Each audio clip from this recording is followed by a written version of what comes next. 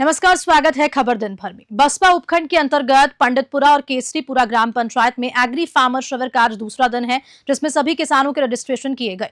उपखंड अधिकारी रेखा मीणा की मॉनिटरिंग और तहसीलदार अनु शर्मा की देखरेख में रजिस्ट्रेशन किए गए। सभी कर्मचारी व दोनों ग्राम पंचायतों के सरपंच भी शिविर में मौजूद रहे। सभी कर्मचारी शिविर में जमकर मेहनत कर रहे हैं। बसपा से गुमान मीणा की रिपोर्ट। दौसा से दुखद खबर सामने आई, जहां माखुम से लौट रहे यात्रियों की कार सड़क के किनारे खड़े ट्रेलर से पीछे से जा घुसी। इस भीषण सड़क हादसे में आधा दर्जन यात्रियों की दर्दनाक मौत हुई। शहर के बाईपास पर मंगलवार सुबह करीब 11 बजे यह हादसा हुआ। कार में 6 लोग सवार थे, जो महाकुंभ में स्नान कर अपने गंतव्यों को लौट रहे थे। हादसा इतना भयानक था कि हर किसी की रूह कांप उठी और सूचना पर कोतवाली पुलिस मौके पर पहुंची। डीएसपी रवि प्रकाश शर्मा ने मामले पर क्या जानकारी दी, देखिए इस रिपोर्ट में। आगरा हाईवे पर दौसा बाईपास पर एक इको कार और ट्रेलर, उसके बीच दुर्घटना हुई। दुर्घटना में 5 व्यक्तियों की दुखद मृत्यु हुई है और एक उनके साथ जो सवारी था वो घायल है। बाकी जो ट्रक ड्राइवर है और एक मिस्त्री, वो दोनों भी घायल हैं और अभी दौसा अस्पताल में उनको भर्ती कराया गया है। ये जो इको कार है वो खड़े ट्रेलर में पीछे से घुस गई थी। घुसने के कारण ये दुर्घटना हुई है और आगे अनुसंधान जारी है। आरंभिक जो सूचना मिली है, सूचना के मुताबिक ये प्रयागराज में कुंभ स्नान करने के पश्चात अपने घर जा रहे थे और घर वापसी के समय जो सूचना मिल रही है उसमें शायद ड्राइवर को कोई झपकी आने की वजह से एक खड़े ट्रेलर में पीछे से घुसी है गाड़ी।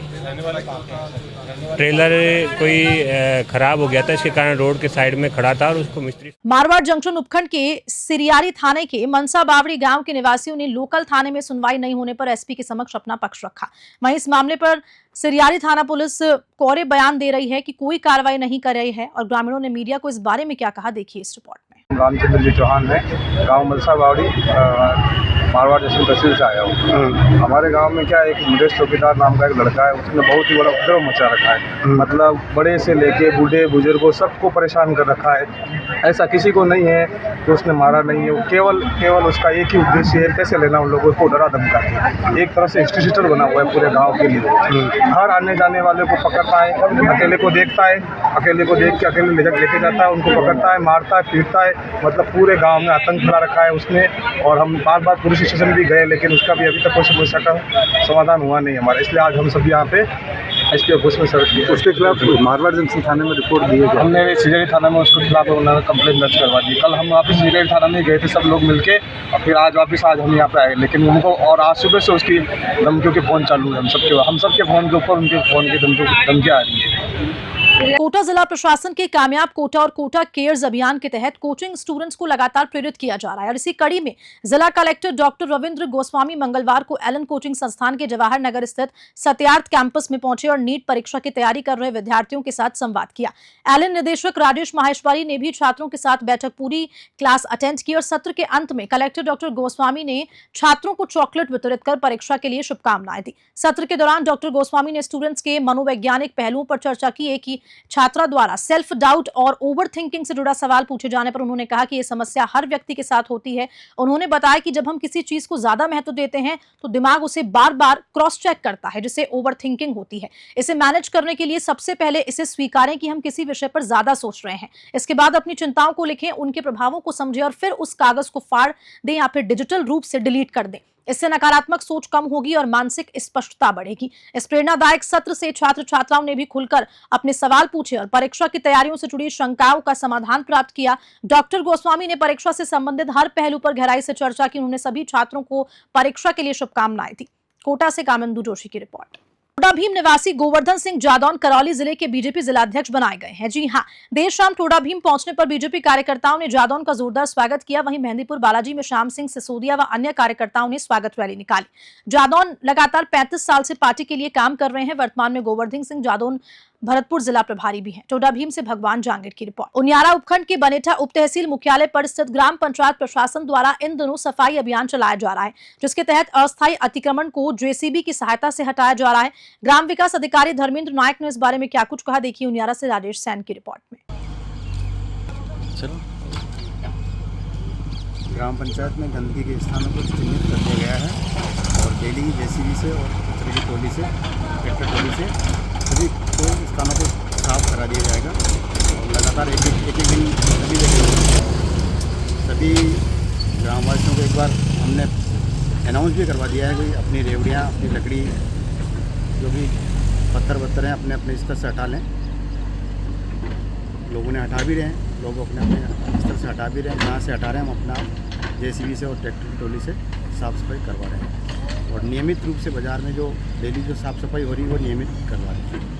अतिक्रमण के लिए क्या करोगे? कहीं अतिक्रमण हो रखे हैं वो? अतिक्रमण की जहाँ हमें जाब्ते की आवश्यकता रहेगी वहाँ हम जाब्ता व्यवस्था करेंगे, जाब्ते के साथ हटवाएंगे, प्रशासन के साथ हटवाएंगे। अतिक्रमण की भी चिन्हित किया है, जहाँ जहाँ अतिक्रमण है वहाँ पर जाब्ते। कुल मिला के पूरे बनेटा जो इलाका है उसमें सफाई अभियान मतलब ग्राम पंचायत ने स्टार्ट कर दिया है। निरंतर जारी रहेगा सफाई का कार्य। ये बीड़ा हमने उठाया है, बनेटा को बिल्कुल क्लीन करके रहेंगे।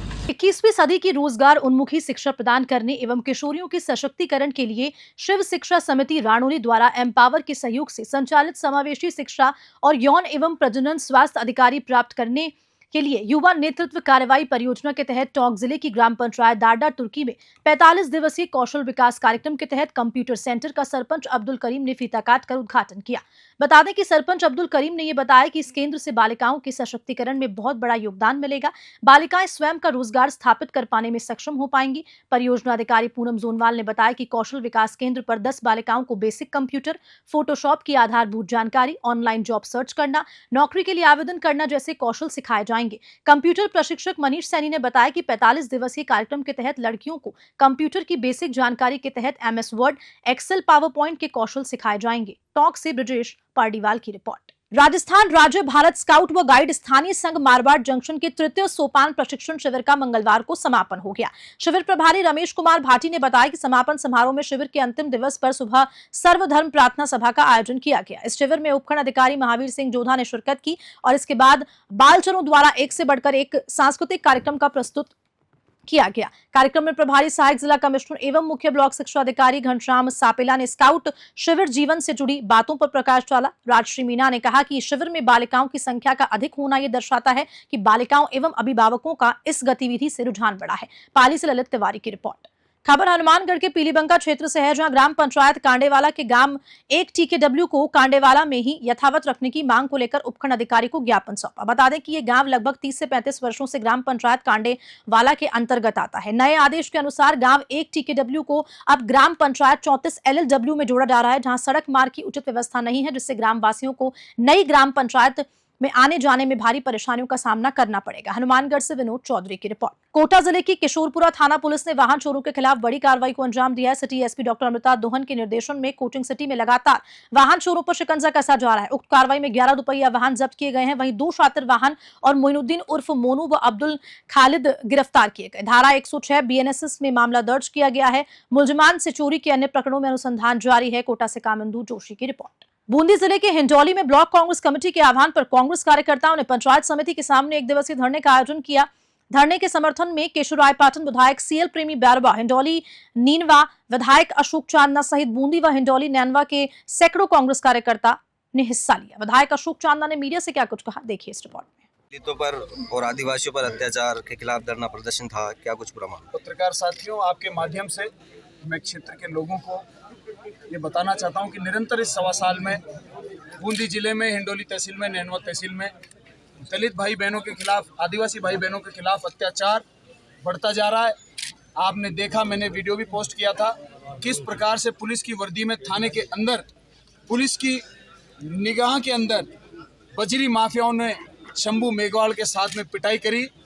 और इस प्रकार का एक केस नहीं है, अनेकों केस जिनकी पिटाई होती है उनके खिलाफ ही मुकदमा दर्ज होता है। मेरे ख्याल से बूंदी जिले की पुलिस का जो है धर्म खत्म हो चुका है और इसके विरोध में कांग्रेस पार्टी का हर कार्यकर्ता है। दलित भाई बहनों के और आदिवासी भाई बहनों के खिलाफ जब भी अत्याचार होगा तो कांग्रेस पार्टी का एक कार्यकर्ता खड़ा हो। भाई साहब, किरोड़ी लाल मीणा फोन टैपिंग का प्रकरण जो चल रहा है उसके मामले में क्या है? देख लीजिए आदिवासी भाई बहनों के जो हाल है। सरकार में एकमात्र कैबिनेट मंत्री हैं, उनके रोज स्टेटमेंट आ रहे हैं कि मुझे दबाया जा रहा है, मेरी चलती नहीं है, मेरी रिकॉर्डिंग की जा रही है। आज देवली में नरेश मीणा का क्या हाल कर रखा है इन लोगों ने, जैसी कोई निजी जाति दुश्मनी। अगर उससे कोई गलती हो गई है तो उस गलती की उसको सजा दे दो, और क्या करोगे। पूरे गांव को जला दिया, पूरे गांव के 100 लोगों को अंदर जेल में डाल दिया, और उसको एक केस से छूटता है दूसरे में डाल देते हैं। उसको पूरी तरीके से उसके साथ राजनीतिक द्वेषता निकाली जा रही है। मुझे लगता है कि गुजर मीणाओं के खिलाफ तो विशेषकर इस बार जनता पार्टी की सरकार ने सौगंध ले ली है कि जो भी लोग हमारे खिलाफ बोलेंगे हम उनको तोड़ देंगे। लेकिन भारतीय जनता पार्टी की सरकार को मैं ये बताना चाहता हूँ, आप कहीं ये ना हो जनता को, किसानों को तोड़ने के चक्कर में आप खुद टूट जाएं। जनता टूटने वाली नहीं। ST/SC वर्ग के जनप्रतिनिधियों को निलंबन हो रहा है, इस पर थोड़ा जो जनता ने चुन के भेजे हैं, पूरी बसोली बेल्ट के अंदर इतनी बड़ी बेल्ट है, एकमात्र आदिवासी महिला वोट लेकर सरपंच बनी है, और उसको ये निजी द्वेष भाव के लिए ताकत का दुरुपयोग करते हुए उसको हटा देते हैं। ये भारतीय जनता पार्टी का चाल चरित्र और चेहरा इस जनता के सामने होगा। जयपुर नॉर्थ पुलिस ने वाहन चोरी व स्नैचिंग करने वाले गिरोह का पर्दाफाश करते हुए 2 शातिर चोर व 1 कबाड़ी को गिरफ्तार किया। आरोपियों से 20 3 व्हीलर वाहन, 5 मोटरसाइकिल, 11 टायर, 5 बैटरियां, 10 मोबाइल और 1 सोने की चेन बरामद की। मुख्य आरोपी रिजवान व रोशन गहलोत रात में सड़क किनारे खड़े वाहन चुराकर उनके पार्ट्स बेचा करते थे। चोरी की बाइक से स्नैचिंग की वारदातों भी को अंजाम दिया करते थे। पुलिस ने सीसीटीवी व तकनीकी जांच में आरोपियों को पकड़ लिया। पूछताछ में और वारदातों के खुलासे होने की उम्मीद है। डीसीपी नॉर्थ राशि डोगरा ने इस बारे में मीडिया से क्या कुछ कहा, देखिए जयपुर से इस रिपोर्ट में। कार्रवाई रही है, किस थाने में कार्रवाई की और कितने मुजरिमों को पकड़ा गया और क्या क्या चीजें बरामद की गई है?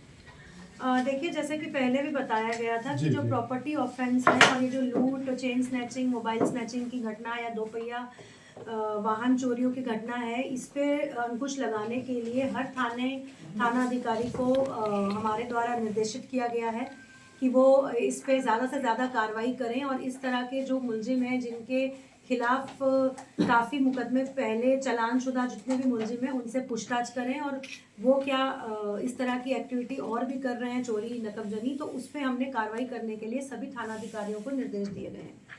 उसी कड़ी में SHO कोतवाली, ACP कोतवाली द्वारा काफ़ी अच्छी कार्रवाई करते हुए 2 शातिर चोर पकड़े हैं। इसमें उच्च अधिकारियों का सुपरविजन रहा है और उनसे हमारे द्वारा 20 3 व्हीलर वाहन, 10 मोबाइल फ़ोन्स, एक सोने की चेन, कुछ ऑटो के पार्ट्स और 5 मोटरसाइकिल बरामद की गई हैं। इसमें 2 व्यक्ति हैं जो आदतन अपराधी हैं। इनके खिलाफ इसी तरह के प्रकरण पूर्व में भी दर्ज है, इनका क्रिमिनल रिकॉर्ड है।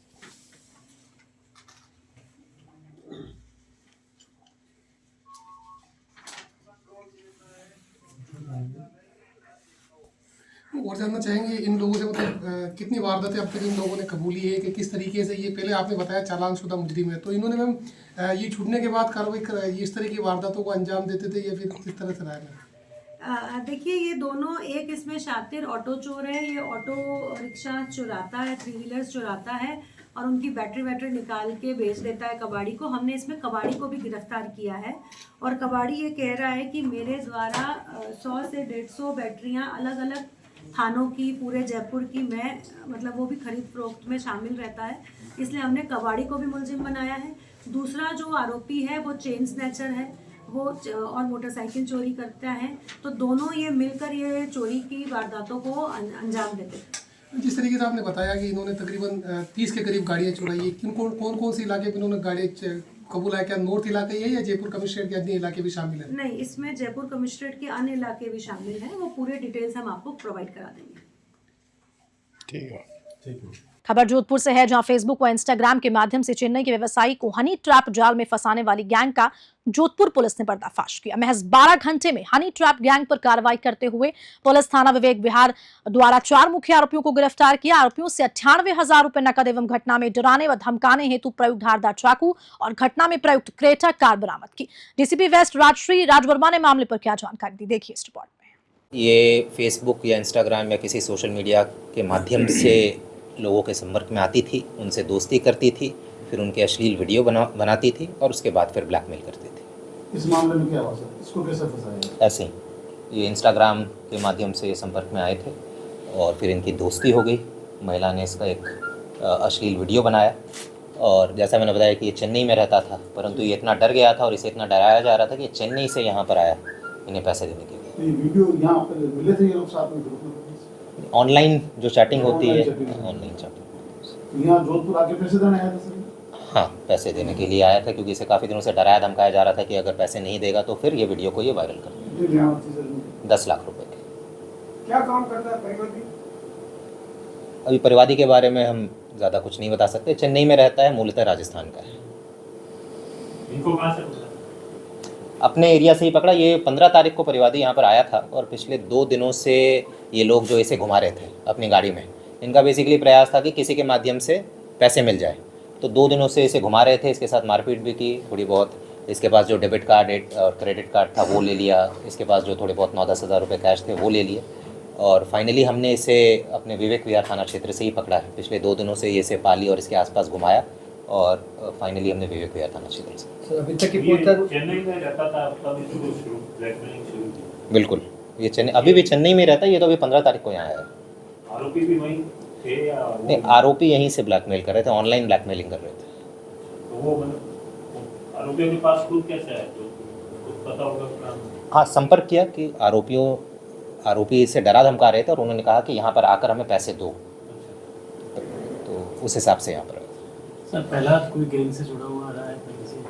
हाँ, अभी तक जो प्रारंभिक तौर पर जो सामने आया है 007 गैंग है, उससे इसका जुड़ाव सामने आया है। बाकी इस विषय में और अभी हम अनुसंधान करेंगे। सर, अभी तक पूछताछ में क्या सामने और भी कई लोग हैं इस गैंग में, या अभी फिलहाल तो 4 लोगों का है। बाकी जैसा मैंने बताया कि पुलिस कस्टडी में और पूछताछ करेंगे, तो अगर किसी और की भी अगर कोई संलिप्तता होगी तो उनके विरुद्ध भी विधि सम्मत कार्रवाई करेंगे। पीड़ित लोग कितने, मतलब सामने तो नहीं आए, पर पुलिस पूछताछ में खुलासा हुआ होगा, पहला केस तो होगा नहीं। मोबाइल डिटेल में भी कुछ ऐसे वीडियो हो रहे हैं, मिले होंगे? नहीं, जैसा मैंने बताया कि प्रारंभिक पूछताछ में आया है कि 2 या 3 ऐसी और वारदातें इन्होंने पूर्व में की है, परंतु उसमें परिवादी पक्ष कोई सामने नहीं आया था, इसलिए प्रकरण दर्ज नहीं हुआ है। उस दिशा में भी हमारा प्रयास रहेगा कि अगर हाल फिलहाल हुआ है या जब भी हुआ है तो उसमें भी हम प्रकरण दर्ज करके इनके विरुद्ध कार्रवाई करें। इस जो साजिश रच रहे हैं, इस केस को करने के लिए परिवादियों से मुलाकात करने का प्रयास होगा ना? पीड़ित पक्ष है, जो पीड़ित पक्ष अभी तक सामने नहीं आया है, इनसे पूछताछ में पता लगा ना फलाना अभी करेंगे। अभी ये तो प्रारंभिक तौर पर अभी आया है, बाकी डिटेल में पूछताछ करेंगे, और अगर ये सब चीजें का वेरिफिकेशन हो जाता। कोटा जिले की भीमगंज मंडी थाना पुलिस ने साइबर ठगी पर बड़ी कार्रवाई करते हुए ठगी की गई राशि 58,300 रुपए पीड़िता के खाते से रिफंड करवाई है। सिटी एसपी डॉक्टर अमृता दोहन ने बताया कि वर्तमान में बढ़ते साइबर क्राइम की घटनाओं को देखते हुए इनकी रोकथाम के लिए साइबर थाना कोटा व प्रत्येक थाना स्तर पर साइबर हेल्प डेस्क की टीम को निर्देशित किया गया था। कोटा से कामिंदु जोशी की रिपोर्ट। झालावाड़ जिले के गंगधार उपखंड क्षेत्र के कुंडला स्कूल की 2 स्कूली छात्राएं स्कूल से छुट्टी होने के बाद अपने गांव निपानिया झाला जा रही थी कि रास्ते में निपानिया फंटे के पास अचानक मधुमक्खियों ने उन पर हमला कर दिया। दोनों छात्राएं चंचल और मनीषा को चपेट में ले लिया। सड़क की साइड में दोनों छात्राएं गिर गई।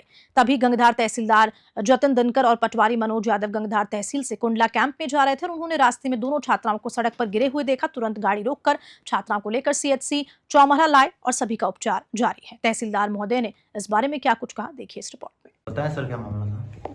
आज कुंडला जो हमारा कैंप चल रहा था, अभी FRC कैंप, उसमें जाते समय सड़क पर 2 बालिकाएं दिखी गई हमें। उनको मधुमक्खियां काट रही थी, तो जैसा कि आसपास वालों ने बताया, तो उनको बिठा करके हम यहाँ चौमेला CHC पे लेके आए हैं। यहाँ पर उनका इलाज किया जा रहा है और परिवार वालों को सूचित कर दिया था, तो वो पहुंच चुके हैं।